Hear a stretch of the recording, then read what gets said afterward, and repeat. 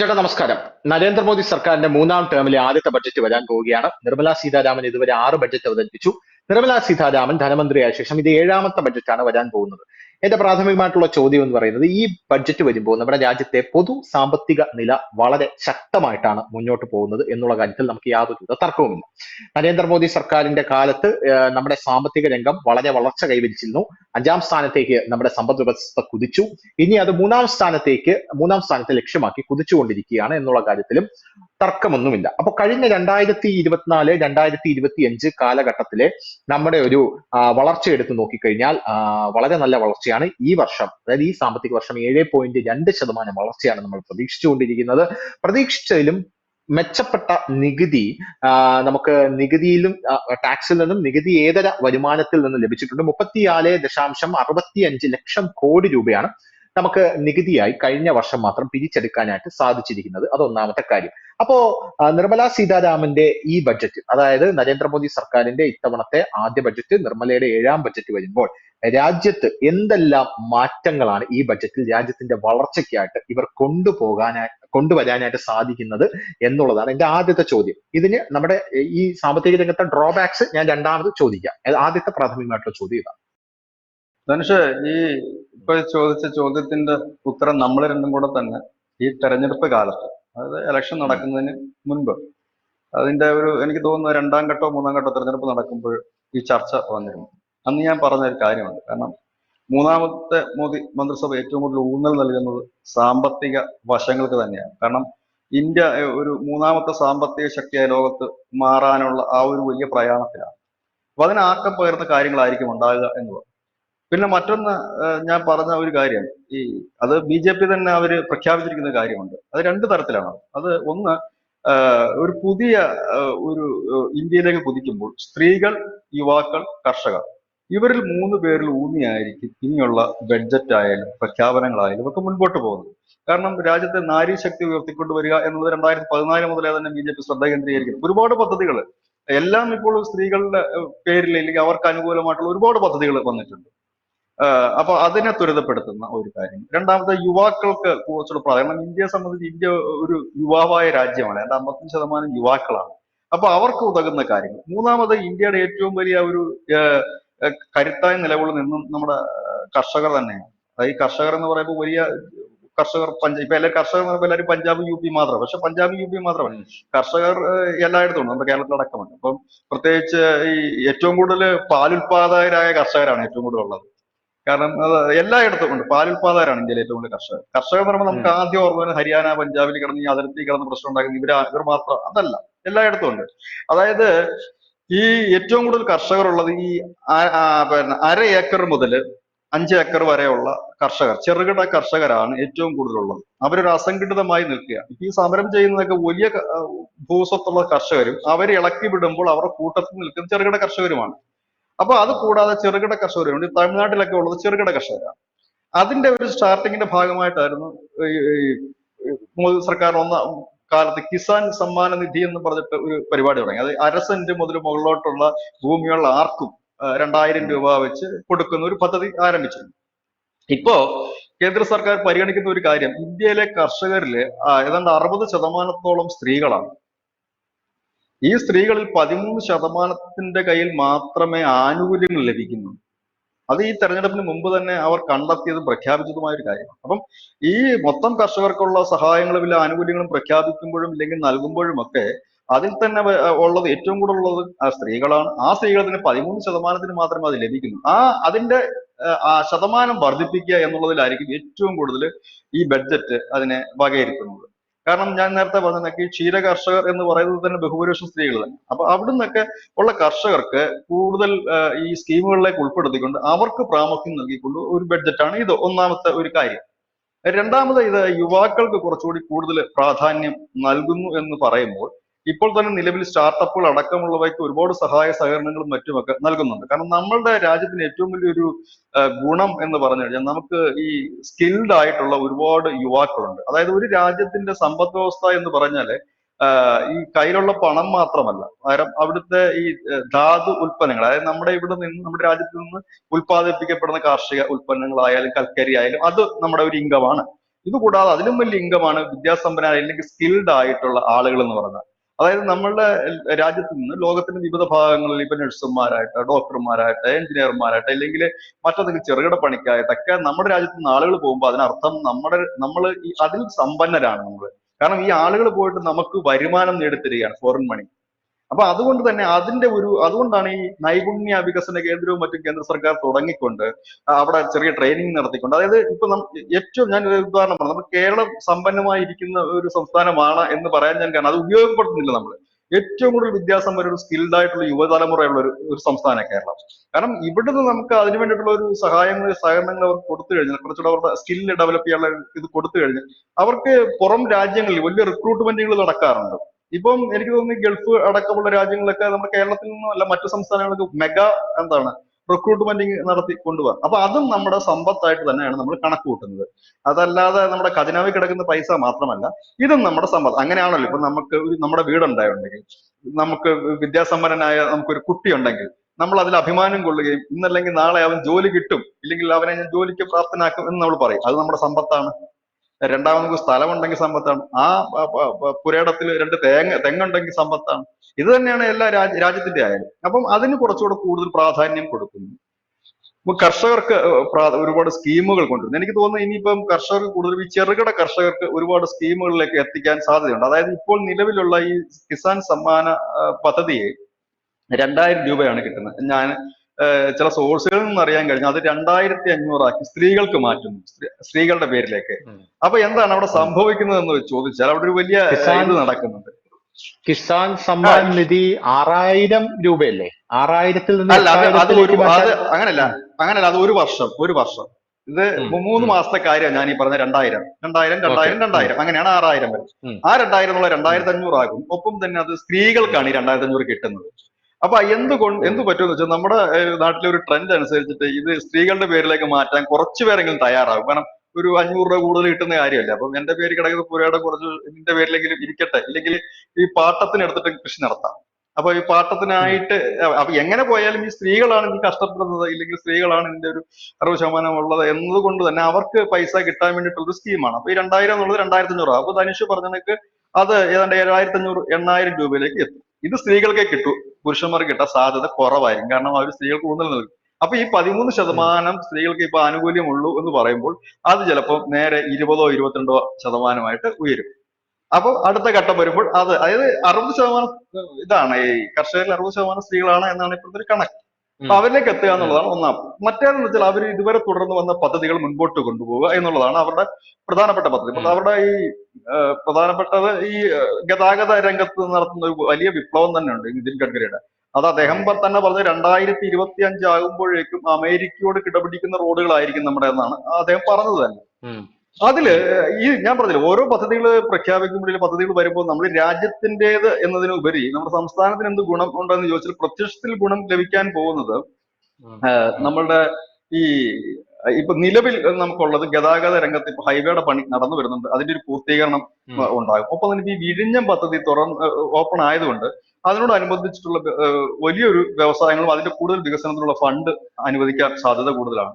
പിന്നെ അതുപോലെ തന്നെ റെയിൽവേ ആണ് നമുക്ക് ഇനി ഡെവലപ്പ് ആകാനുള്ളത്. ഒന്ന് റെയിൽവേ ആണ്. റെയിൽവേയുടെ ഇപ്പം വൈദ്യുതീവൽക്കരണം വൈദ്യുതീകരണം ഉണ്ടല്ലോ നമ്മുടെ ഈ റെയിൽവേ ഇലക്ട്രിഫിക്കേഷൻ ആക്കുന്നത്. അപ്പം അതിന്റെ വർക്ക് നടന്നുകൊണ്ടിരിക്കുന്നുണ്ട്. പക്ഷെ ഇതിനകത്തൊരു വലിയ പോരായ്മ റെയിൽവേയുടെ ഉള്ളതെന്ന് വെച്ച് കഴിഞ്ഞാല് എനിക്ക് തോന്നുന്നു പിണറായി വിജയന് കുറച്ചുകൂടെ കൈയ്യടി കിട്ടാൻ പോകുന്ന ഒന്നായിരിക്കും അത്. കാരണം ഇപ്പൊ ഈ നാഷണൽ ഹൈവേ ഉമ്മൻചാണ്ടിയുടെ കാലത്തൊക്കെ വേണമെങ്കിൽ നടത്തിയെടുക്കാമായിരുന്നു, അദ്ദേഹം അത് ചെയ്തില്ല. അതിന്റെ ക്രെഡിറ്റ് പിണറായി വിജയന് പോയി. വിഴിഞ്ഞം പദ്ധതിയും നേരത്തെ തന്നെ അതിന്റെ തുടങ്ങിയ കാര്യങ്ങളൊക്കെ മുമ്പോട്ട് പോകാൻ നടന്നില്ല, അതിന്റെ ക്രെഡിറ്റ് പിണറായി വിജയൻ പോയി. ഇനി പിണറായി വിജയന് കൈയ്യടി നേടാൻ പറ്റുന്ന ഒരു പദ്ധതി കേന്ദ്രത്തിന്റെ തന്നെയാണ്, അത് നടന്നു വരുന്നൊരു പദ്ധതിയാണ്, റെയിൽവേയുടെ വികസനമാണ്. അത് ഇപ്പൊ തന്നെ റെയിൽവേ സ്റ്റേഷനുകളൊക്കെ വികസിപ്പിക്കുന്നുണ്ട്. അത് കൂടാതെ ഈ ലൈനുകൾ ഡബിളിംഗ് ആക്കുക. ഇപ്പൊ നമ്മുടെ ഈ ആലപ്പുഴ വഴി പോകുന്ന തീരദേശ റെയിൽവേ ഉണ്ട്. ആ റെയിൽവേയുടെ ഏതാണ്ട് അമ്പലപ്പുഴ ഭാഗം വരെ ഇത് ഡബിളിംഗ് ആക്കിയിട്ടുണ്ട്, ബാക്കി ഇത് ഡബിളിംഗ് ആക്കിയിട്ടില്ല. എന്താ കാര്യം എന്ന് വെച്ച് കഴിഞ്ഞാൽ സ്ഥലമെടുപ്പ് ഒരു വലിയ പ്രശ്നം. സംസ്ഥാന സർക്കാരാണ് സ്ഥലമെടുത്ത് കൊടുക്കുന്നത്. അങ്ങനെ ആ സ്ഥലം, അതായത് ഈ നാഷണൽ ഹൈവേക്ക് വേണ്ടി സ്ഥലമെടുത്ത് കൊടുക്കാൻ കാണിച്ച ഇച്ഛാശക്തിയും ഗെയിൽ പദ്ധതി വരാൻ വേണ്ടിയിട്ട് കാണിച്ച ഇച്ഛാശക്തിയും നമുക്ക് ഈ റെയിൽവേയുടെ കാര്യത്തിലും നടന്നാൽ കൂടുതൽ ട്രെയിനുകൾ ഓടുകയും വന്ദേ ഭാരതിന്റെ കൂടുതൽ സ്ലീപ്പർ ട്രെയിനുകൾ ഓടുകയും അത് ഗതാഗത രംഗത്ത് പിന്നെ വലിയ മെനക്കേടൊന്നും ഇല്ലാതെ തന്നെ പിണറായി സർക്കാരിന് അതൊരു വലിയ ക്രെഡിറ്റ് ആയിരിക്കും. കാരണം ഈ ഉം. സ്വാഭാവികമായിട്ടും ഈ ഹൈവേ വന്നു കഴിയുമ്പോൾ ഹൈവേ കൂടെ സഞ്ചരിക്കുന്നത് നമ്മൾ പറയുമല്ലോ, പിണറായി വിജയൻ ഇല്ലായിരുന്നെങ്കിൽ ഈ സ്ഥലം ഏറ്റെടുക്കാൻ കഴിയുമായിരുന്നില്ല, കേന്ദ്രമാണ് ഇതിന്റെ പണം മുഴുവൻ മുടക്കുന്നത് കേന്ദ്രമാണ് എന്ന് നമ്മൾ പറയും. ചരിത്രത്തിൽ അത് ആളുകളുടെ മനസ്സിൽ അടയാളപ്പെടുത്തി തന്നിരിക്കും. ഈ റെയിൽവേയുടെ ഉം. കാര്യത്തിലും അവര് ഈ സ്ഥലം എനിക്ക് തോന്നുന്നു ഈ അമ്പലപ്പുഴ മുതൽ ചേർത്തല വരെയോ എങ്ങാണ്ടാണ് അതിന്റെ സ്ഥലം ഇനി എടുക്കാനുള്ളത് ആണെന്നാണ് എന്റെ ഒരു തോന്നല്. അപ്പം അതും കൂടെ പൂർത്തീകരിച്ചു കഴിഞ്ഞാൽ ധാരാളം ഉം. ട്രെയിനുകൾ വരും. അങ്ങനെ ഗതാഗത രംഗത്ത് പിണറായി വിജയൻ ഒരു വിപ്ലവകരമായ മാറ്റം കൊണ്ടുവന്നു എന്ന് CPM-മാർക്ക് പറയാൻ പറ്റും. അതായത് അവരുടെ അല്ലെങ്കിൽ പോലും അവർക്കത് പറയാൻ കഴിയും. അപ്പം അതിന് വലിയൊരു പ്രഖ്യാപനം ഉണ്ട്. പിന്നെ നാം കാത്തിരിക്കുന്ന ബമ്പർ ഒരു പ്രഖ്യാപനം ഈ ബഡ്ജറ്റിൽ ഉണ്ടാകും എന്ന് തന്നെയാണ് പലരും പ്രതീക്ഷിക്കുന്നത്. അത് ആരോഗ്യ മേഖലയിൽ എയിംസ് ഉൾപ്പെടെയുള്ള കാര്യങ്ങളാണ്. അപ്പൊ ഞാൻ എയിംസിന്റെ വിചാരിച്ചു പ്രഖ്യാപനം എന്ന് പറഞ്ഞു കഴിഞ്ഞാൽ പറഞ്ഞു കേരളയിലായിരിക്കും. ഇല്ല, കേരളയിൽ ഒരിക്കലും വരാത്തൊരു കാര്യം. കാരണം കേരളയിലോ ഇല്ലെങ്കിൽ ജസ്റ്റ് സിൽവർ ഓക്കെ. ലൈന് ഒന്നും വരാൻ കഴിയുന്ന ഒരു കാര്യമല്ല. കാരണം ഈ അതൊരു അപ്രായോഗികമായ ഒരു കാര്യം. നിലവിൽ ഇപ്പൊ നമുക്കിപ്പോ എന്താ ഇപ്പൊ പുതിയ ട്രെയിനൊക്കെ വന്നില്ലേ, വന്ദേ ഭാരത് ഒക്കെ വന്നില്ലേ, അതിന്റെ കറക്റ്റ് ആ സ്പീഡിൽ വമ്പൻ പോലും ഇവിടെ പ്രഖ്യാപന ഓടുന്നില്ല. ആ വമ്പൻ പ്രഖ്യാപനത്തിലോട്ട് നമുക്ക് തിരിച്ചു വരാം. അപ്പം ഈ അതാണ് കേരള ഇനിയിപ്പോ ഈ സംസ്ഥാന സർക്കാരിന്റെ ഒരു പദ്ധതി നടപ്പാകത്തില്ല. ഈ സംസ്ഥാന സർക്കാർ ചെയ്യുന്ന അവരെന്തെങ്കിലുമൊക്കെ ചെയ്യാൻ പോകുന്നു എന്ന് ജനത്തിനെ കാണിക്കാനും കുറെ എയിംസ് ഇൻവെസ്റ്റേഴ്സിനെ ഉണ്ടാവോ? ഇവിടത്തേക്ക് ആകർഷിക്കാൻ എയിംസ് ഉണ്ടാകുന്നത് എയിംസ് പണ്ടേ കൊടുത്തതല്ലേ. ഉം. ഞാൻ പറഞ്ഞില്ലേ, നമ്മളുടെ സംസ്ഥാനത്തിന്റെ എന്താ പറയുക ഒരു കെടുകാര്യസ്ഥത കൊണ്ടാണ് നമുക്ക്. ഞാനൊരു ഉദാഹരണം പറഞ്ഞുതരാം.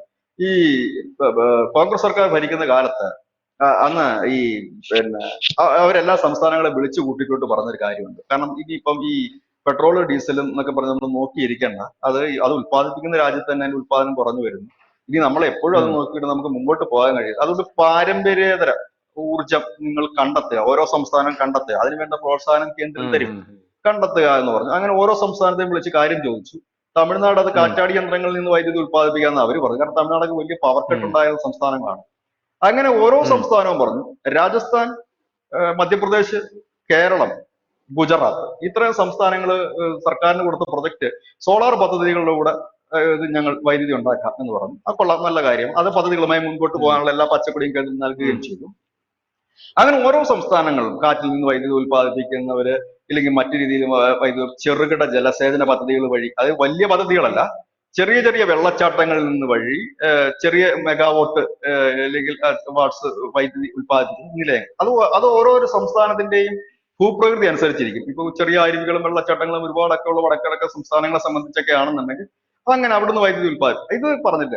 ഇവിടെ ഇത് നമ്മളോടൊപ്പം തന്നെ കരാർ ഒപ്പിട്ട് പണി തുടങ്ങിയവരാണ് ഗുജറാത്ത്, രാജസ്ഥാൻ, മധ്യപ്രദേശ്. ഇതിൽ ഏറ്റവും ഉം. ആദ്യം തന്നെ ഗുജറാത്ത് അവരുടെ സോളാർ പദ്ധതി പൂർത്തീകരിക്കുകയും നമ്മുടെ കേരളത്തിൽ പ്രഖ്യാപിച്ചതുപോലെ തന്നെയാണ് അവർ പ്രഖ്യാപിച്ചത്. അവരിപ്പോ വൈദ്യുതി ഉം. മറ്റു സംസ്ഥാനങ്ങൾക്ക് വിൽക്കുകയാണ്. ഈ അടുത്ത് നമ്മൾ കണ്ടൊരു വാർത്ത, രാജസ്ഥാനും സോളാർ വൈദ്യുതി കൂടുതലുണ്ടാക്കി വൈദ്യുതി മറിച്ച് ഉം. വിൽക്കുക, അതായത് മറ്റു സംസ്ഥാനങ്ങൾക്ക് വൈദ്യുതി വിൽക്കും. കേരളം അവരുടെ ഉം. നിന്നൊക്കെ വൈദ്യുതി എടുക്കുകയാണ് ഇപ്പോഴും. നമുക്കറിയാം ഇവിടെ ഒരു സോളാർ പദ്ധതി വന്നപ്പോഴത്തേനും ഒരു സർക്കാർ തന്നെ കടപുഴകി താഴെ പോയി. ഉം. സോളാർ വിവാദം ധനുഷിന് ഓർമ്മയുണ്ടാവുമല്ലോ. ഇതാണ് നമ്മുടെ ഉണ്ട്. കാര്യം. എന്ത് വന്നു കഴിഞ്ഞാലും അത് വിവാദം ഉണ്ടാക്കി കുളവാക്കുക എന്നുള്ളത് മാത്രമാണ്. ഈ ബിജുചേട്ടാ, എയിംസിന്റെ ഞാൻ ചോദിക്കാൻ പ്രഖ്യാപനം വന്ന പണ്ടേ വന്നതാണ്. വേറൊരു പ്രധാനപ്പെട്ട കാര്യം, ഈ ബഡ്ജറ്റിൽ ഇപ്പൊ സഖ്യകക്ഷി സർക്കാരായതുകൊണ്ട് തന്നെ സഖ്യകർഷികൾക്ക് പ്രാധാന്യം കൊടുക്കേണ്ട ഒരു ആവശ്യമുണ്ട്. അപ്പൊ നായിഡു 1,00,000 കോടി രൂപയുടെ പദ്ധതിയും നിതീഷ് 30,000 കോടി രൂപയുടെ പദ്ധതിയാണ് മുന്നിലോട്ട് വെച്ചേക്കുന്നത്. ഇതെങ്ങനെ ഡീൽ ചെയ്യും നമ്മുടെ ധനമന്ത്രി? അല്ല, നിയമപരമായിട്ട് ഈ ആന്ധ്രാപ്രദേശിനും ബീഹാറിനും പണം കൂടുതൽ അനുവദിക്കേണ്ട സംസ്ഥാനങ്ങൾ തന്നെയാണ്. അത് ഇപ്പോഴത്തെ ഉം. അല്ല, മുൻപ് കോൺഗ്രസ് സർക്കാർ ഇരുന്ന കാലത്തെ തന്നെ അവർക്ക് കൊടുത്തിട്ടുള്ള എഗ്രിമെന്റ് പ്രകാരമുള്ള ഓഫറാണ്. കാരണം ഉം. ആന്ധ്ര വെട്ടിമുറിച്ച് തെലുങ്കാന രൂപീകരിച്ചപ്പോൾ അന്നത്തെ കോൺഗ്രസ് സർക്കാർ ഉം. തലസ്ഥാനം മാറ്റാൻ മാത്രം 60,000 കോടി രൂപ നൽകുമെന്ന് പറഞ്ഞു. കാരണം ഒരു സംസ്ഥാനം ഉം. വെട്ടിമുറിക്കുമ്പോഴത്തേനും ഒരുപാട് നഷ്ടം സംസ്ഥാനങ്ങൾ വഹിക്കേണ്ടി വരും. ഇപ്പോൾ ആന്ധ്ര ഉം. വെട്ടിമുറിച്ച് തെലുങ്കാന പോയപ്പോൾ ഈ ആന്ധ്രാപ്രദേശിന്റെ നട്ടല്ലായ ബിസിനസ് മുഴുവൻ തെലുങ്കാനയിലായിരുന്നു. അപ്പൊ അത് സംസ്ഥാന ഉം. സർക്കാർ, ആന്ധ്രയിലെ സംസ്ഥാന സർക്കാരിന്റെ സാമ്പത്തിക നിലയെ ബാധിക്കും. അതുകൊണ്ടാണ് അവർക്കൊരു ഒരു ഹെൽപ്പായിട്ട് ഒരു ഫണ്ട് കേന്ദ്രം നൽകാമെന്ന് പറഞ്ഞു. ഇതുവരെ ആ ഫണ്ട് നൽകിയിട്ടില്ല. ഉം. രണ്ട്, ബീഹാറിനെ വെട്ടിമുറിച്ച് ജാർഖണ്ഡ് ഉണ്ടാക്കി. ജാർഖണ്ഡ് ഉണ്ടാക്കിയപ്പോഴത്തേനും ബീഹാറിന്റെ വലിയ ഒരു വരുമാന മാർഗമായ ഖനികൾ ഉൾപ്പെടെയുള്ളതെല്ലാം ഈ ജാർഖണ്ഡിലേക്ക് പോവുകയുണ്ടായി. അപ്പോഴന്നും ഈ ഉം. ബീഹാറിനെ തണുപ്പിക്കാനായിട്ട്, അവിടുത്തെ സർക്കാരിനെ തണുപ്പിക്കാനായിട്ട് വലിയൊരു പാക്കേജ് അന്നത്തെ സർക്കാർ പ്രഖ്യാപിച്ചിരുന്നു. അതൊന്നും ഉം. കാലാകാലങ്ങളിൽ കൊടുത്തില്ല. അപ്പൊ അതുകൊണ്ട് ഈ നായിഡു ആയാലും നിതീഷ് കുമാർ ആയാലും ചോദിക്കുന്നതിനകത്ത് തെറ്റ് പറയാൻ കഴിയത്തില്ല. കാരണം അത് ഉം. അവർക്ക് അർഹതപ്പെട്ട പൈസ തന്നെയാണ്. പക്ഷെ അത്രയും രൂപ ഈ പിന്നെ കേന്ദ്രം കൊടുക്കുമോ എന്നുള്ള കാര്യം കണ്ടറിയണം. അതിന് സാധ്യത കുറവാണ്. അതാണ് ഞാൻ പക്ഷെ ചോദിച്ചത്. അവര് ചോദിക്കുന്ന ഒരു തെറ്റുമില്ല. കാരണം അത് അവർക്ക് അവകാശപ്പെട്ട പണമാണ്. ഇതിപ്പോ നായിഡുവും ഉം, നിതീഷും അല്ലെങ്കിലും തേജസ്വി യാദവ് ആണെങ്കിലും, കാരണം അവർക്ക് ഉം, ഒരു പാക്കേജാണ്, അവരോട് പറഞ്ഞിരുന്ന പാക്കേജാണ്. കാരണം അവരെ ഉം, വെട്ടിമുറിച്ചപ്പോൾ ആ സംസ്ഥാനമായി രൂപീകൃതമായപ്പോൾ ആ സംസ്ഥാനം നേരിടേണ്ടി വന്ന നഷ്ടം അത് കൊടുക്കേണ്ടതാണത്. അതിപ്പോ ഉം, ഒറ്റടിക്കൊന്നും ഇത്രയും കൊടുക്കാനൊന്നും കഴിയില്ല. എനിക്ക് തോന്നുന്നു ഒരുപക്ഷെ ഉം, ആന്ധ്രാപ്രദേശിന് കുറച്ച് കൂടുതൽ പദ്ധതികൾ പ്രഖ്യാപിച്ചുകൊണ്ട് ഒരു അഡ്ജസ്റ്റ്മെന്റ്. ഉം, പിന്നെ ഇപ്പൊ നമുക്ക് മനസ്സിലാക്കാൻ കഴിയുന്നത്, ഇപ്പോൾ ആന്ധ്രാപ്രദേശിന് ഇപ്പൊ ആദ്യം വേണ്ട ഒരു സാധനം തലസ്ഥാനമാണ്. അവരുടെ തലസ്ഥാനം ഇപ്പൊ ഇല്ലാത്ത ഒരു സംസ്ഥാനം ഇന്ത്യയിൽ ആന്ധ്രാപ്രദേശ്. അവർ തലസ്ഥാനം നഷ്ടപ്പെട്ടു കഴിഞ്ഞു. ഉം, ഹൈദരാബാദ് പോയി കഴിഞ്ഞു. ഇപ്പൊ അവർ അമരാവതിയിൽ അതിന്റെ ഉം, തലസ്ഥാനത്തിന്റെ പണികൾ പുരോഗമിക്കുകയാണ്. അപ്പോ അതിന്റെ ഉം, ഒരു വലിയ ഫണ്ടിങ് ഉണ്ടാകും. ഉം, അങ്ങനെ ഉണ്ടായിക്കഴിഞ്ഞാൽ തന്നെ നായിഡു ഹാപ്പിയാണ്.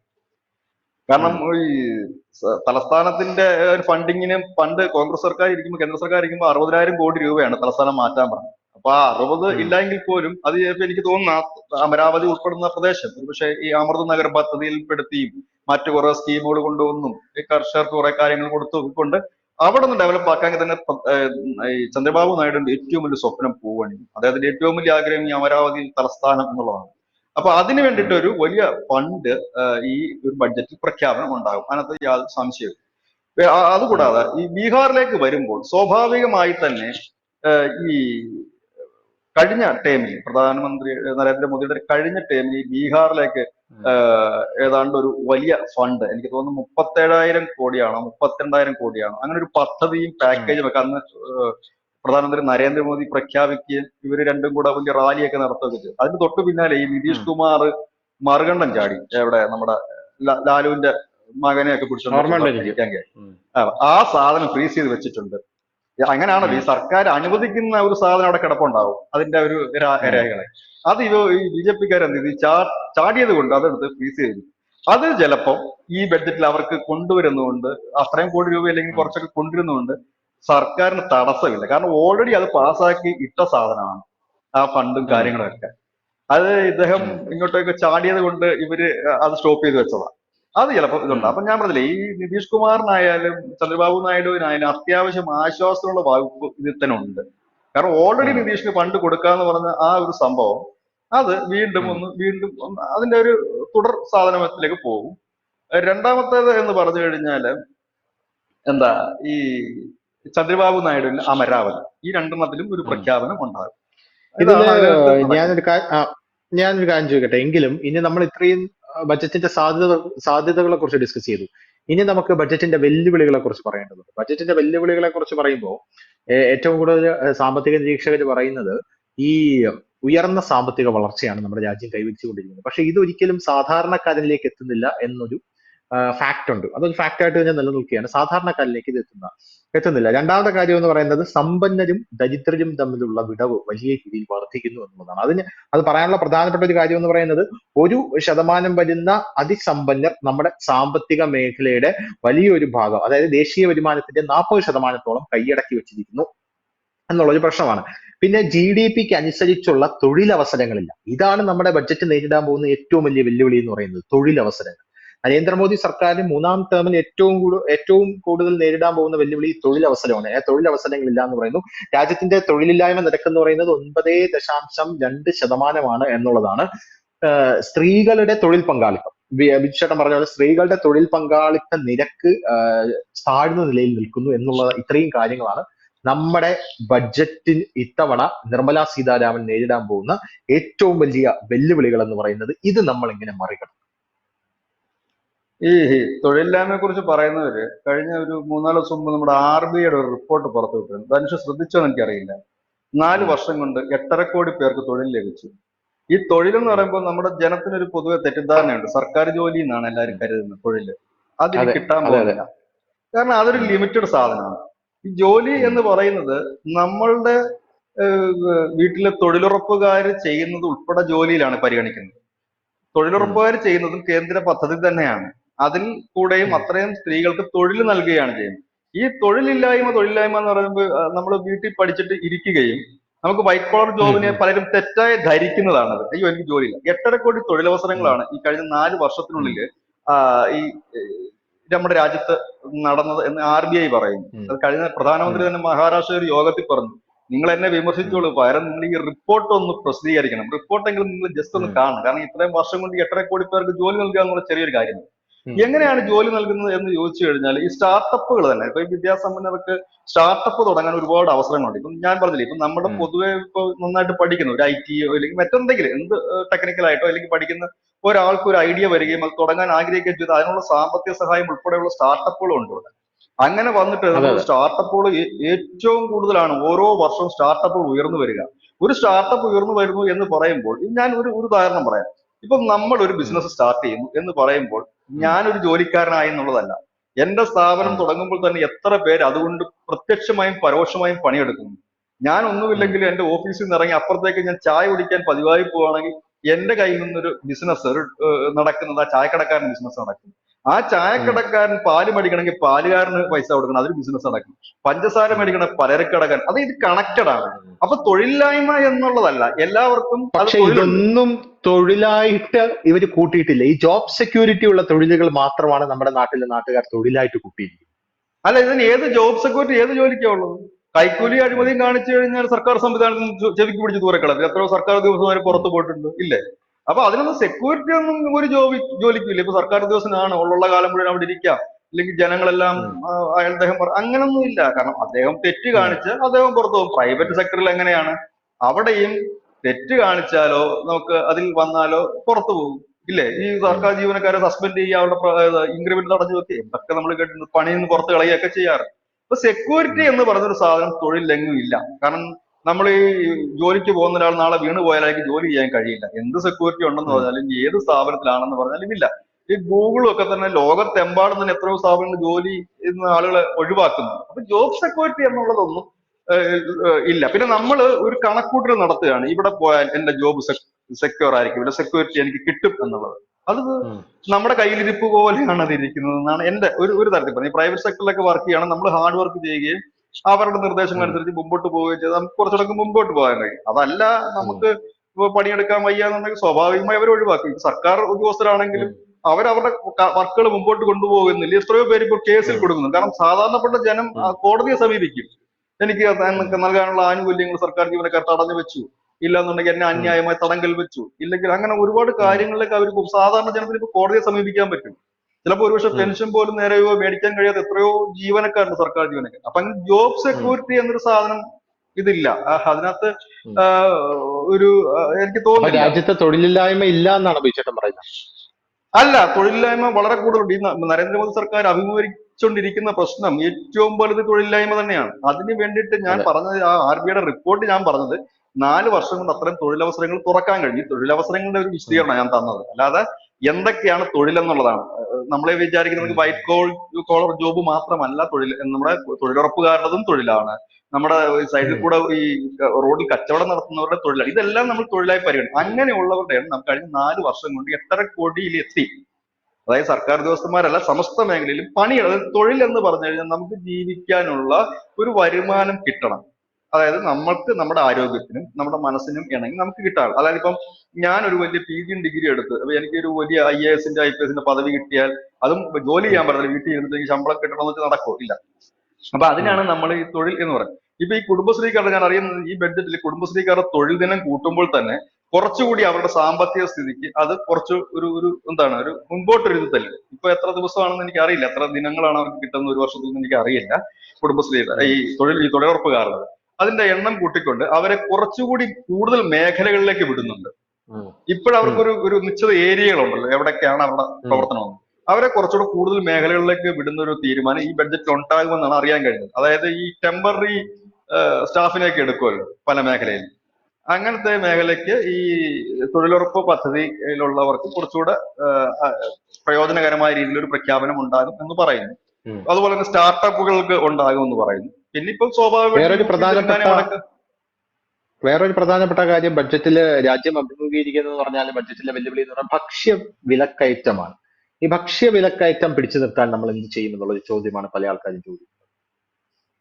ഭക്ഷ്യവിലക്കയറ്റം കൂടാനുള്ള സാധ്യതകളാണ് ഇനിയും കാണുന്നത്. കാരണം ഈ ഇതിനകത്ത് പ്രത്യേകിച്ച് അത് മോദിക്കോ അമിത്ഷായ്ക്കോ ഒന്നും ചെയ്യാൻ പറ്റുന്ന കാര്യമല്ല. കാരണം ഇത് കാലാവസ്ഥയുടെ വ്യതിയാനം അനുസരിച്ചാണ് ഭക്ഷ്യ വിളകളുടെ ഉത്പാദനവും അത് ഇതും കാലാവസ്ഥാ വ്യതിയാന സംഭവിക്കുന്നത്. മാറ്റം ആ വലിയൊരു വിഷയമായിട്ട് ബഡ്ജറ്റിന്റെ വലിയ മുകളിൽ തൂങ്ങി അതിപ്പം കിടപ്പുണ്ട്.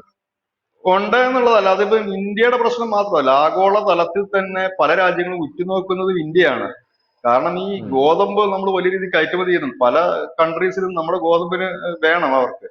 കാരണം പല രാജ്യങ്ങളും കാരണം നമ്മുടെ ഒരു രാജ്യത്തിന്റെ ഈ ഗോഡൌണിൽ നമ്മളൊരു സ്റ്റോക്ക് വെക്കും ഫുഡിന്റെ. ഉം. ഇപ്പൊ നമ്മൾ അതാണ് നമ്മുടെ ഒരു സുരക്ഷ, ഭക്ഷ്യ സുരക്ഷയുടെ ഒരു പ്രധാന അതെ അതെ. നമുക്ക് ഉണ്ടാകുന്ന സ്റ്റോക്കുകളാണ്. FCI ഇപ്പൊ ഗോഡൌൺ. നമ്മുടെ രാജ്യത്തിൽ FCI നമുക്കിപ്പോ സ്റ്റോക്ക് ഉണ്ട് നിലവിൽ.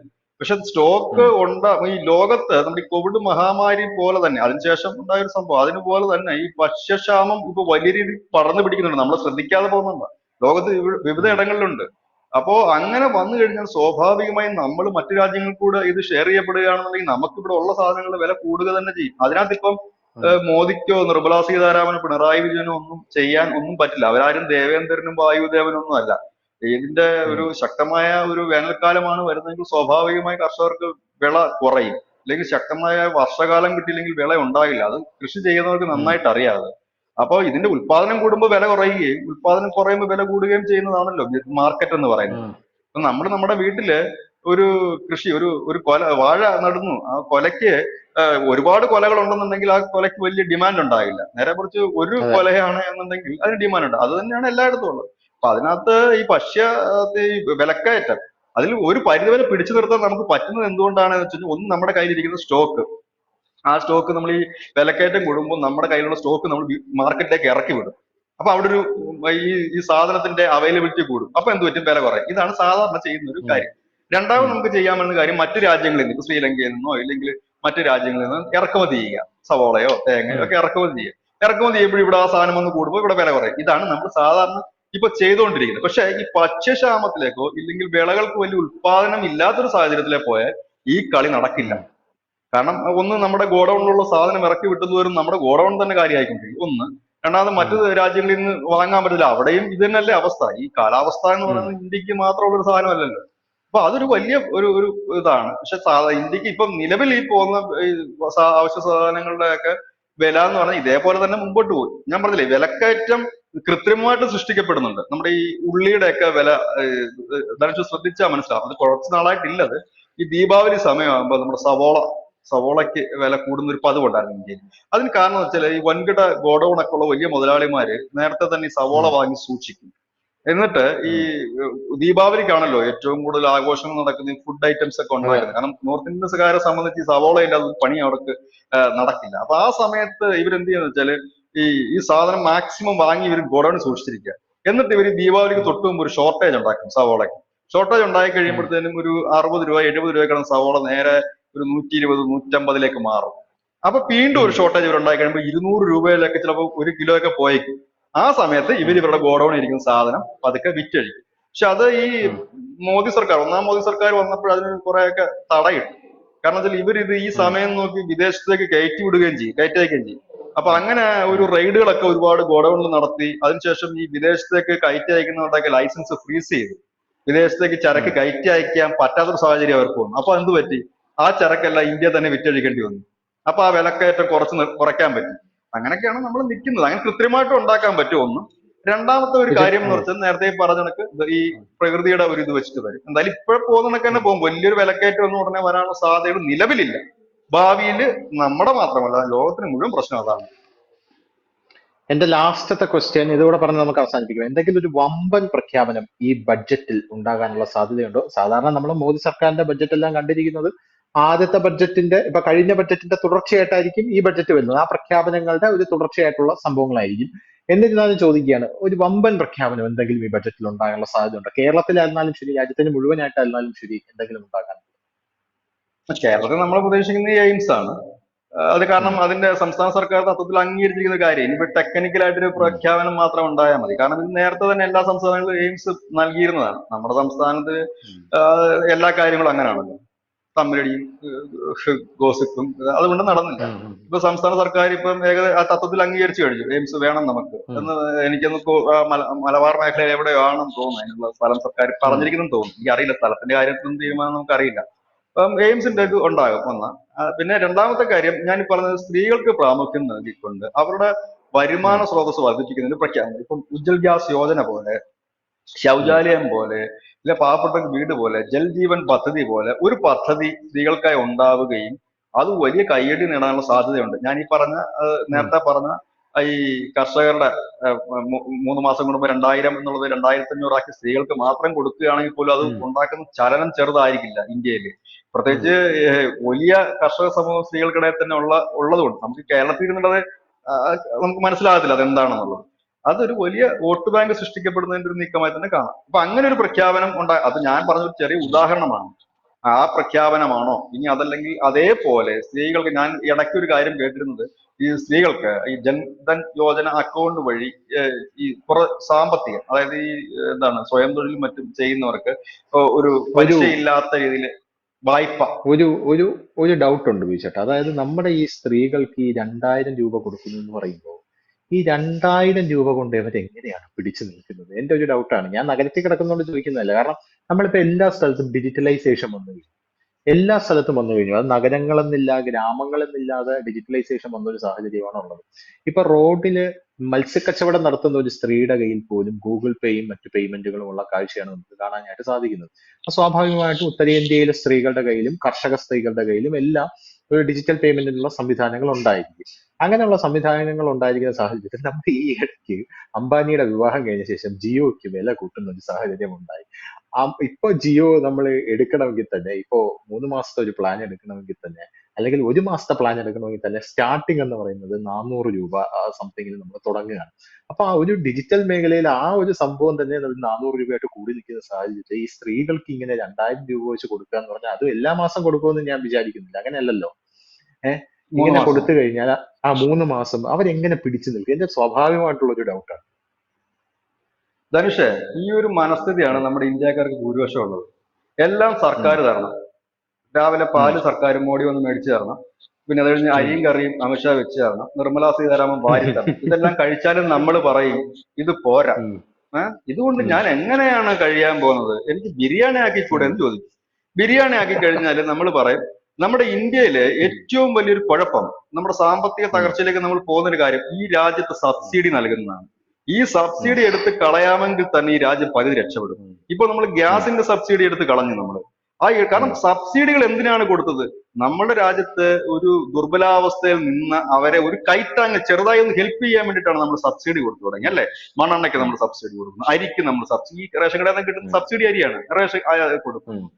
പിന്നെ അതുപോലെ തന്നെ ഗ്യാസിന് നമ്മൾ സബ്സിഡി കൊടുക്കും. ഇപ്പൊ നമ്മൾ സബ്സിഡി എടുത്ത് കളഞ്ഞാൽ തന്നെ, കാരണം സ്വയം പര്യാപ്തമായിട്ടാണ് എല്ലാവരും പോകുന്നത്. നമ്മൾ എന്തുകൊണ്ടാണ് ഈ സബ്സിഡിയും കാര്യങ്ങളും സംഭരണമായൊക്കെ കൊടുക്കുന്നത്? എന്താണ്? ആ ഉം, ശോചനീയാവസ്ഥയിൽ നിന്ന് അവർക്ക് പിടിച്ചു കയറാൻ വരുന്ന ആ ഒരു ഉം, ടൈമിങ്ങിന് നമ്മൾ കൊടുക്കുന്ന ഹെൽപ്പ് മാത്രമാണ്. അതായത് ഒരാൾ മുകളിലേക്ക് കയറും, നമ്മളൊന്ന് ജസ്റ്റ് താങ്ങിക്കൊടുക്കുക. എന്നും നമുക്ക് ഉം, താങ്ങിക്കൊടുക്കാൻ കഴിയില്ല, നമ്മുടെ രാജ്യത്തിന് താങ്ങിക്കൊടുക്കാൻ ഉം, കഴിയില്ല. അപ്പം കൊടുക്കുക. ഈ 2000 രൂപ വെച്ച് ഇതിനു മുമ്പ് കിട്ടിയിരുന്നു കോൺഗ്രസിന്റെ സർക്കാർ. ഉം, ഈ ആളുകൾ ഇപ്പൊ ഈ ജീവിച്ചിരിക്കുന്ന ആളുകൾക്ക് കുറഞ്ഞത് 80 വയസ്സ് കാണും. അവർക്ക് കിട്ടാൻ തുടങ്ങിയിട്ട് ഉം, 10 വർഷമായുള്ളൂ. അവരുടെ 70 വയസ്സിൽ ഇത് കിട്ടിയിരുന്നു. അപ്പോഴും അവർ കൃഷി ചെയ്യുകയല്ലായിരുന്നു. ഈ 2000 ഉം. രൂപ കൊടുക്കുന്നു എന്ന് പറഞ്ഞാൽ അവർക്ക് ജീവിക്കാൻ കൊടുക്കുന്നതല്ലത്, അവരുടെ കൃഷിക്ക് വേണ്ടിയിട്ടുള്ള ഒരു പ്രോത്സാഹനമാണ്. അതായത് ആ കർഷകർക്ക് ഒരു സഹായമാണ്. അതായത് ധനുഷ്, പിന്നെ എന്താണ്, ഞാനൊരു ഉദാഹരണം പറയാം. ഈ കോവിഡ് കാലത്ത് ഉം, 50,000 രൂപ വെച്ച് ഈ തള്ളുവണ്ടി കച്ചവടം നടത്തുന്നു, വഴിയോരത്ത് തള്ളുവണ്ടി കച്ചവടം നടത്തുന്നു, ഉം, 50,000 ഉം, രൂപ വെച്ച്. ഉം, ഈ ധനുഷ് അറിഞ്ഞായിരുന്നു ആ സംഭവം? പാലക്കാട് നഗരസഭയില് അവിടെ ഈ ഒരു BJP-യുടെ നേതാവുണ്ട്, കൃഷ്ണകുമാർ എന്ന് പറഞ്ഞിട്ട് നേതാവ്. ആ അതെ. ഉം, നേതാവ് മെനക്കെട്ടിറങ്ങിയിട്ട് ഈ വഴിയോര ഉം, കച്ചവടക്കാർക്ക് എല്ലാം കണ്ടിട്ട് ഈ കോവിഡ് കാലത്ത് 50,000 രൂപ ഇൻസ്റ്റന്റ് മണി കൊടുക്കും അവരുടെ. കാരണം ഈ കോവിഡ് ഉം, കാലത്ത് അവർക്ക് പുറത്തിറങ്ങാൻ പറ്റിയിട്ടില്ലല്ലോ. ഈ ഉം, 4 വീല് വണ്ടിയിൽ പച്ചക്കറി മിഠായി ഒക്കെ വിൽക്കുന്ന അവരെ ഉം, കണ്ടുപിടിച്ചിട്ട് അവർക്ക് ഈ സ്കീമിൽ, പദ്ധതിയിൽ ഉൾപ്പെടുത്തിക്കൊണ്ട് 50,000 രൂപ കൊടുക്കും. അപ്പം ഉം, അതിനർത്ഥം എന്താണ്? എല്ലാ വർഷവും കേന്ദ്ര സർക്കാർ 50,000 രൂപ കൊടുക്കുമോ? അതായത് 2 പ്രാവശ്യം അടുപ്പിച്ചു കൊടുത്ത ഉടനെ തന്നെ ഈ തള്ളുവണ്ടിക്കാരൻ തന്നെ പറയും 50,000 രൂപ എന്തിനുണ്ട്, ഒരു ലക്ഷമോ 2 ലക്ഷമോ ഒക്കെ തന്ന സുഖമായിരുന്നു. അതിനല്ല ആ ഉം, സഹായം കൊടുത്തത്. കോവിഡ് കാലത്ത് അവർക്ക് ഉം, പുറത്തിറങ്ങാൻ കഴിഞ്ഞില്ല, അതുകൊണ്ട് അതിനെ റിക്കവർ ചെയ്യുന്നതിനാണ് ആ പണം കൊടുത്തത്. അത് വലിയ രീതിയിൽ ഉം. ഭയങ്കര ഇമ്പാക്റ്റ് ആണ് ഈ പാലക്കാട് നഗരസഭയിൽ ആ സാധനത്തിന് ഉണ്ടാക്കിയത്. അപ്പൊ അത് ഈ സഹായം സർക്കാർ നൽകുന്നത് ഒരു ഷോർട്ട് ടൈമിലേക്കുള്ള ഒരു സാധനം മാത്രമാണ്. ഇപ്പൊ നമ്മുടെ സൗജന്യ റേഷൻ നമ്മൾ കേരളത്തിലുള്ള കൊടുക്കുന്നു. എല്ലാ ആൾക്കാർക്കും നമ്മുടെ കേരളത്തിലുള്ള എല്ലാ ആൾക്കാർക്കും ഇതേ മനസ്ഥിതിയാണുള്ളത്. ഒന്നാമത്തെ കാര്യം ഞാനിപ്പോ ചോദിച്ചില്ലേ, അതേ മനസ്ഥിതിയാണുള്ളത്. അതിന്റെ ഏറ്റവും വലിയ പ്രധാനപ്പെട്ട ഒരു കാര്യം എന്ന് പറഞ്ഞാൽ നമ്മുടെ പിണറായി സർക്കാർ ഇവിടെ സാമൂഹ്യക്ഷേമ പെൻഷനൊക്കെ ഒരുപാട് ആൾക്കാർക്ക് കൊടുക്കുന്നുണ്ടല്ലോ. അപ്പൊ തിരിച്ചൊന്നും പ്രതീക്ഷിച്ചല്ല കൊടുക്കുന്നത്. അപ്പൊ അതുപോലെ എന്തുകൊണ്ടാണ് മോദി സർക്കാരിന് കൊടുക്കാൻ കഴിയാത്തെന്നുള്ളൊരു ചോദ്യം ഇവരൊക്കെ വലിയ രീതിയിൽ ഉയർത്തുന്നുണ്ട്. അതൊക്കെ കണ്ട് ശീലിച്ചത് അന്ന് കൊണ്ടായിരിക്കും. അവർക്കുള്ള മറുപടി ഇപ്പൊ തന്നെ ഞാൻ പറഞ്ഞേക്കാം. എന്താണ് ചോദിച്ചാൽ ഉം, ഈ ഉം. പിണറായി വിജയൻ അച്ഛനും അമ്മയ്ക്കും തലവഴിക്കും കേട്ടത് എന്തുകൊണ്ടാണ്? ക്ഷേമ പെൻഷൻ മുടങ്ങിയതുകൊണ്ടല്ലേ? മറിയക്കുട്ടിയെ മറന്നുപോയോ? ഇപ്പോഴും പെൻഡിങ് അല്ലേ? എന്തുകൊണ്ട് സംഭവിച്ചു? അതായത് നമ്മള് വാഗ്ദാനം നൽകിയാൽ പോരാ. ധനുഷ് കർണാടകത്തിലെ വാർത്ത ഈ അടുത്ത ദിവസങ്ങളെങ്ങാനും വായിച്ചായിരുന്നു. അവിടെ സ്ത്രീകൾക്ക് കണ്ടു കുറെ കണ്ടു എല്ലാം സൗജന്യങ്ങൾ കണ്ടു. പ്രഖ്യാപിച്ചായിരുന്നു. ഉം. വന്നു സ്ത്രീകളെല്ലാം ശക്തി കൂടെ ഇപ്പൊ പദ്ധതിയൊക്കെ കോൺഗ്രസിന്റെ പ്രഖ്യാപിച്ചു. നേതാക്കന്മാരെ കോൺഗ്രസിന്റെ നേതാക്കളെ പുറത്തിറങ്ങാൻ വയ്യാത്ത അവസ്ഥയിൽ ആണ് ഇപ്പൊ കർണാടക സ്ത്രീകള്. കാരണം അവർക്ക് കൊടുക്കാൻ ഉം, പറ്റില്ല. വാഗ്ദാനങ്ങൾ നമുക്ക് കൊടുക്കാൻ പറ്റും, അത് ഉം, നിറവേറ്റാൻ പറ്റില്ല. ഇലക്ഷൻ ഇപ്പൊ മത്സരിക്കുമ്പോൾ ഇപ്പം ഈ ലോക്സഭാ തെരഞ്ഞെടുപ്പിന് 1 ലക്ഷം രൂപ വെച്ച് കൊടുക്കാന്ന് പറഞ്ഞു. ഇനി അഥവാ ഉം, കോൺഗ്രസ് ജയിച്ചു, 1 ലക്ഷം രൂപ വെച്ച് എത്ര നാൾ കൊടുക്കും? ഞാൻ ചോദിച്ചോട്ടെ, ഉം, ഇൻകം എവിടുന്നാണ്? ഇപ്പൊ ഞാനും ധനുഷും ഒക്കെ കഷ്ടപ്പെടുന്നു, ഇല്ലെങ്കിൽ ഈ മുഴുവൻ ജനങ്ങളും കഷ്ടപ്പെടുന്ന ജനങ്ങളും സർക്കാരിന് കൊടുക്കുന്ന നികുതിയിൽ നിന്ന് എടുത്തിട്ടാണ് ഈ ടീമുകൾക്ക് കൊടുക്കുന്നത്. ക്ഷേമ അതെ. പെൻഷൻ കൊടുക്കണ്ട എന്നുള്ളതല്ല, ആ ക്ഷേമ പെൻഷൻ ഉം, കൊടുക്കുമ്പോഴത്തേനും അതിന് നമ്മൾ ചുമ്മാ ഒരു വാഗ്ദാനം നൽകിയാൽ പോരാ. ഏതാ ചുമ്മാ ഉം, ഞാൻ പറഞ്ഞു, BJP അനുഭവിക്കാൻ പോകുന്ന ഒരു വലിയ വിഷയമുണ്ട് മധ്യപ്രദേശിൽ. അവിടെ ഈ ആയിരത്തി ഉം, അഞ്ഞൂറ് രൂപ വെച്ചിട്ട് ഈ സ്ത്രീകൾക്ക് ഒരു പെൻഷൻ പദ്ധതി ഉണ്ടായിരുന്നു നമ്മുടെ ശിവരാജ് സിംഗ് ഉം, ചൗഹാന്റെ കാലത്ത്. അദ്ദേഹം കഴിഞ്ഞ ഉം, നിയമസഭാ തെരഞ്ഞെടുപ്പിന് പോയപ്പോൾ അത് നേരെ 2500 3000 ആയിട്ട് പ്രഖ്യാപിച്ചു. ഈ ഉം, കഷ്ടകാലത്തിനാണോ നല്ല കാലത്തിനാണോ എന്ന് അറിയത്തില്ല, BJP വലിയ ഭൂരിപക്ഷത്തെ അവിടെ നിയമസഭയെ വീണ്ടും ജയിച്ചു. അപ്പൊ ഈ ഉം, പറഞ്ഞ വാഗ്ദാനം ഉം, നടപ്പാക്കട്ടെ. ഈ പൈസ ഉം, എവിടുന്ന് പോകുന്നുണ്ട്? ഖജനാവിൽ തന്നെ ഉം. ലക്ഷക്കണക്കിന് രൂപയുടെ ഒരു കടമാണ്, ബാധ്യതയാണ് വരുത്തി വെക്കുന്നത്. അതാ ഞാൻ പറഞ്ഞത്, അതെ. പ്രഖ്യാപനം നടത്തിയത് കൊണ്ട് കാര്യമില്ല. പിണറായി വിജയൻ ഇത്ര പ്രഖ്യാപനം നടത്തി, അത് കൊടുക്കുക, ഇത് കൊടുക്കുക, മറ്റേത് കൊടുക്കുക. ഇവിടെ ഒരു ഹോസ്പിറ്റലിൽ നേരെ മരുന്നോ ആൾക്കാരെ കിടക്കാനോ സൗകര്യമില്ല. ലിഫ്റ്റിൽ കുടുങ്ങിയ ഒരു രോഗിയെ 1.5 ദിവസത്തിന് ശേഷമാണ് ഇറക്കുന്നത് താഴോട്ട്. അതാ ഞാൻ ഉം, പറഞ്ഞത്, ഈ പ്രഖ്യാപനങ്ങൾ കൊടുത്താൽ പോരാ. ഹിമാചൽ പ്രദേശില് സൗജന്യ വൈദ്യുതി ആയിരുന്നു പറഞ്ഞിരുന്നത്, നിർത്തി ഉം, കഴിഞ്ഞ ദിവസം. നമ്മളത് വലിയ വാർത്തയാക്കിയായിരുന്നു. കഴിഞ്ഞ ദിവസം ആ ഉം, സൗജന്യ വൈദ്യുതി കൊടുക്കാൻ പറ്റാതെ നിർത്തി. ജനങ്ങൾ തെരുവിലിറങ്ങി. കാരണം നമ്മൾ ഈ ഉം, വാഗ്ദാനം സൗജന്യമായിട്ട് തരാമെന്ന് പറഞ്ഞു. നമ്മള് ഒരു സർക്കാർ പ്രവർത്തിക്കണമെങ്കിൽ ധനം ആവശ്യമാണ്. അതായത് ഉം, നികുതി ഇനങ്ങളിൽ നിന്നും മറ്റും കിട്ടുന്ന ധനം, അത് നമ്മളുടെ അടിസ്ഥാന സൗകര്യ വികസനത്തിനാണ് ആ ധനം ചെലവഴിക്കേണ്ടത്. അല്ലാതെ ഓരോരുത്തർക്കും ഉം, രാവിലെ എഴുന്നേൽക്കുമ്പോൾ ഡെയിലി ഒരു 100 രൂപ വെച്ചോ 500 രൂപ വെച്ചോ പോക്കറ്റിൽ ഇട്ട് കൊടുക്കാൻ വേണ്ടിയിട്ടല്ല. അങ്ങനെയാണെന്നുണ്ടെങ്കിൽ ഉം. ബാക്കിയുള്ളവർക്ക് ഇപ്പൊ നമ്മുടെ റോഡ് ഇല്ല, പകരം രാവിലെ ഇറങ്ങിയിട്ട് എല്ലാവർക്കും ഒരു 100 രൂപ വെച്ച് സർക്കാർ കൊടുത്താൽ നമുക്ക് ഇവിടെ നിന്ന് തിരുവനന്തപുരത്തോ ഇല്ലെ കാസർഗോഡോ പോകേണ്ടവൻ എന്ത് ചെയ്യും? നടന്നു പോകുമോ? ഉം, ഉം, ഉം, റോഡ് അപ്പൊ എവിടെ കൂടെ റോഡ് ഇപ്പം അടിസ്ഥാന സൗകര്യം വികസിക്കണ്ടേ? അവന് വെള്ളം കുടിക്കണമെങ്കിൽ ഉം, പൈപ്പ് വേണ്ടേ? എന്ത് ചെയ്യും? ഈ 100 രൂപ കൊടുത്താൽ അവന് ഉം, പൈപ്പ് കിട്ടുമോ? ഇല്ല. പിന്നെ എല്ലാവന്റെ ആവശ്യം ഈ 100 രൂപ അല്ലല്ലോ. അസുഖം വന്നവന് ചികിത്സ വേണ്ടേ? ഒരു അസുഖം പിടിച്ച് കിടക്കുന്നവന് ഈ 100 രൂപയല്ല ആവശ്യം, അവൻ ചികിത്സ. അതിനുള്ള ആശുപത്രി സംവിധാനം എവിടെ പോകും? ഇല്ല. ഉം, അപ്പം ഈ സബ്സിഡി ആയാലും സംവരണങ്ങളായാലും സാമ്പത്തിക സഹായങ്ങളായാലും ഒക്കെ ലോങ് ടേം അല്ല, ഷോർട്ട് ടേം ആണ്. ആ ഷോർട്ട് ടേമിൽ നമ്മൾ കൊടുക്കുന്ന എന്തിനാ എന്ന് വെച്ച് കഴിഞ്ഞാൽ ആ വ്യക്തി രക്ഷപ്പെടുന്നത് വരെയുള്ള ഹെൽപ്പ്. ആ നമ്മൾ അതിനെ തെറ്റായി ധരിക്കുന്നത് എന്താ വെച്ചാൽ എന്റെ ആജീവനാന്ത കാലം കിട്ടേണ്ട അവകാശമാണ് ഇതെന്ന് നമുക്കൊരു ധാരണ വരുന്നത് കൊണ്ടാണ് നമ്മുടെ പ്രശ്നങ്ങൾ വരുന്നത്. ഇപ്പൊ ഉം. കോൺഗ്രസ് ആണ് ഏറ്റവും കൂടുതൽ പണി ഈ രാജ്യത്ത് മേടിച്ചുകൊണ്ടിരിക്കുന്നത്. കാരണം അവർ പല അതെ. സംസ്ഥാനങ്ങളിലും ഈ വാഗ്ദാനങ്ങൾ വാരിക്കോരി കൊടുത്തു. അത് വലിയ ഉം, വാഗ്ദാനമാണ്. ഇതിനകത്തൊക്കെ ബുദ്ധിമാനായ ഒരു മനുഷ്യൻ ശ്രീ അരവിന്ദ് കെജ്രിവാൾ തന്നെയാണ്. സൗജന്യ ഉം, വൈദ്യുതി അയാൾ പ്രഖ്യാപിച്ചു. എങ്ങനെയാണെന്ന് ധനുഷിന് അറിയാവോ അത്? അവിടെ ഈ ഉം, 500 വാട്സിന്റെ താഴെ 500 യൂണിറ്റ്, സോറി 500 മാസം 500 ഉം, യൂണിറ്റിന് താഴെ ഉള്ളവർക്ക് അങ്ങനെയാണെന്നാണ്. യൂണിറ്റ് അതാണോ എന്ന് എനിക്ക് സംശയമുണ്ട്. 500 യൂണിറ്റ് താഴെ ഉള്ളവർക്ക് ഉം. സൗജന്യം, അതിന് മുകളിലുള്ളവർക്ക് പൈസ അടയ്ക്കണം എന്നാണ് നിയമം. അതാണ് സൗജന്യ വൈദ്യുതി. ഇതിനകത്ത് ടെക്നിക്ക് എന്താന്ന് വെച്ച് കഴിഞ്ഞാല്, ഈ ഡൽഹിയെ സംബന്ധിച്ച് കുറെ നാളുകൾ തണുപ്പ് കാലമാണ്. അപ്പൊ സ്വാഭാവികമായി ഹീറ്റർ ഉം, ഉപയോഗിക്കാതിരിക്കാൻ കഴിയില്ല. ഈ ഹീറ്റർ ഉം, ഉപയോഗിക്കുമ്പോൾ ഈ യൂണിറ്റിന് മുകളിൽ എന്തായാലും പോകും. പിന്നെ ഉള്ളത് കുറച്ചു ഉം. കാലം ചൂട് കാലമാണ്. ഫാനും AC ഉപയോഗിക്കാതിരിക്കാൻ കഴിയില്ല. അങ്ങനെ ഗ്യാസ് ഉപയോഗിക്കുമ്പോൾ ഉപയോഗിക്കാൻ കൂടുതൽ പറ്റില്ല. പോകും. അപ്പോഴ് ചുരുക്കം പറഞ്ഞാല് ഒരു ലൈറ്റ് മാത്രം ഇടുന്ന ഒരു വീട്ടുകാരന് മാത്രമേ ഈ പദ്ധതി കൊണ്ട് പ്രയോജനമുള്ളൂ. പറയുമ്പോൾ സൗജന്യ വൈദ്യുതി പദ്ധതിയാണ്, പക്ഷെ അങ്ങനെ എത്ര വീടുണ്ടാകും ഒരു സംസ്ഥാനത്ത്? വളരെ ചുരുക്കമായിരിക്കും. അങ്ങനെയുള്ള ബുദ്ധിപരമായ ഒരു പ്രഖ്യാപനം നടത്തുകയാണ്. അയാളെയാണ് മിടുക്കൻ എന്ന് പറയുന്നത്. അതാണ് ഈ കേജ്രിവാൾ ബുദ്ധിമാനാണെന്ന് നമ്മൾ പറയാൻ കാരണം. പിന്നെ വെള്ളം, ഉം, ഇത്ര വെള്ളം ഫ്രീ ആണ്. എന്തായാലും അയക്ക് ഉം. നന്നായിട്ട് അറിയാം ഇത്ര വെള്ളം കൊണ്ടൊന്നും ഒരു മാസം ഒരു വീട്ടിൽ പോകത്തില്ല. അതിന് ക്രൈറ്റീരിയ അതെ, അതെ. വെച്ചിട്ടുണ്ട്. അതിന്റെ മുകളിൽ ഒരു ഉം, യൂണിറ്റ് എടുത്ത് ടോട്ടൽ വെള്ളത്തിന്റെ ബില്ലും കണക്കിയാണ് ചെയ്യുന്നത്. അതിന്റെ താഴെയാണെന്നുണ്ടെങ്കിൽ പല കാര്യങ്ങളും നമുക്ക് ചെയ്യാതിരിക്കേണ്ടി വരും വെള്ളം ഉപയോഗിച്ചിട്ടുള്ളത്. അപ്പൊ ഇതാണ് ഉം, ഞാൻ പറഞ്ഞത്. അല്ലാതെ നമുക്ക് പ്രാക്ടിക്കലായിട്ട് ഈ വെറുതെ വാഗ്ദാനങ്ങൾ വാരിക്കോരി നൽകിയാൽ അത് നടപ്പാക്കാൻ ഒരു സർക്കാരും പറയുന്നത്. നമ്മുടെ സംസ്ഥാന സർക്കാർ ഇപ്പൊ ഈ പടുകുഴി നിൽക്കുന്നതിന്റെ ഒരു കാരണം, സാമ്പത്തികമായി പടുകുഴി നിൽക്കുന്നതിന്റെ പ്രധാനപ്പെട്ട കാര്യങ്ങളും ഈ വാഗ്ദാനങ്ങളൊക്കെ ചെറുത് നിറവേറ്റാനൊക്കെ ശ്രമിച്ചത് കൊണ്ടാണ്. ഇത് ക്ഷേമ പെൻഷനൊക്കെ ഞാൻ പറഞ്ഞില്ലേ, ഓക്കെ. ഒരു ഇൻകം വരുന്നതിനെ നല്ല രീതിയിൽ മുമ്പോട്ട് ഉം, കൊണ്ടുപോയി കഴിഞ്ഞാൽ, അല്ലാതെ ഈ ജനങ്ങൾക്ക് വെറുതെ സൗജന്യങ്ങൾ വാരിക്കോരി കൊടുക്കുന്നതല്ല ഒരു നല്ല ഉം. സർക്കാർ. അവരെ ഒരു എന്തോ സ്വയം പര്യാപ്തതയാക്കി മാറ്റുന്നതിന് കട്ടയ്ക്ക് കൂടെ നിൽക്കുക എന്നുള്ളതാണ്. എത്ര നാളെ നമുക്ക് വാരിക്കോരി കൊടുക്കാൻ പറ്റും? പിണറായി സർക്കാർ പോയി അടുത്ത വരുന്ന സർക്കാർ ഇങ്ങനെ കൊടുക്കുവോ? സർക്കാരിന് പൈസ ഉണ്ടാവും. എന്നിട്ട് കേന്ദ്രം തരണം കേന്ദ്രം തരണം എന്ന് പറഞ്ഞാൽ ഇപ്പൊ പറയുന്നത്.